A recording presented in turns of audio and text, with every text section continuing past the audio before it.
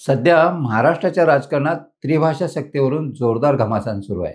तुम्हाला वाटत असेल की हा निर्णय आताच्या सरकारने घेतलाय, पण थांबा, यात एक मोठा ट्विस्ट आहे. राज्याचे उद्योग आणि मराठी भाषा मंत्री उदय सामंत यांनी एक गौप्यस्फोट केलाय, ज्याने अनेकांच्या भुवया उंचावल्या आहेत. काय म्हणाले मंत्री उदय सामंत आणि नेमकी वस्तुस्थिती काय, चला जाणून घेऊया अधिक माहिती. नमस्कार, मी राजेश सावंत आणि तुम्ही पाहताय प्रहार न्यूज लाईन. मंत्री सामंत यांच्या दाव्यानुसार महाराष्ट्रातील शाळांमध्ये 1ली ते 12वी पर्यंत त्रिभाषा सक्तीचा निर्णय हा उद्धव ठाकरे यांच्या सरकारने 27 जानेवारी 2022 रोजी घेतला होता. डॉक्टर रघुनाथ माशेलकर समितीने मराठी, इंग्रजी आणि हिंदी या 3 भाषा अनिवार्य करण्याची शिफारस केली होती आणि उद्धव ठाकरे यांच्या नेतृत्वाखालील मंत्रिमंडळानं त्याला मंजुरी दिली होती. धक्कादायक आहे ना? चला पाहूया मंत्री उदय सामंत नेमके काय म्हणाले. आणि त्यावेळी कॅबिनेटनं स्वीकारत असताना राज्याचे मुख्यमंत्री हे उभाटाचेच पक्षप्रमुख त्या ठिकाणी होते आणि आज त्यांच्याच माध्यमातून सांगितलं जातंय की हिंदी अनिवार्य करू नका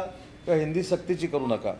मग आताच्या सरकारने काय केलंय? मुख्यमंत्री देवेंद्र फडणवीस यांच्या नेतृत्वाखालील सरकारने या त्रिभाषा सूत्रात महत्त्वपूर्ण बदल केलेत. आता पहिलीपासून मराठी आणि इंग्रजी या 2 भाषा सक्तीच्या असतील, पण तिसरी भाषा म्हणून विद्यार्थ्यांना कोणतीही एक भारतीय भाषा निवडण्याचा पर्याय दिला जाईल. म्हणजे इथं हिंदीची सक्ती नाही, तर निवडीचं स्वातंत्र्य आहे. थोडक्यात काय, तर फडणवीस सरकारनं हिंदी लादलेली नाही, पण आता स्थानिक स्वराज्य संस्थांच्या निवडणुका जवळ येत असल्यानं काही लोक या मुद्द्यावरून जनतेची दिशाभूल करून आपली राजकीय पोळी भाजून घेण्याचा प्रयत्न करतायत, असा आरोपही मंत्री उदय सामंत यांनी केलाय. राजकारणाचा हा खेळ आणि त्यामागे दडलेलं सत्य किती गुंतागुंतीचं असू शकतं हेच यातून दिसतंय. तुम्हाला काय वाटतं?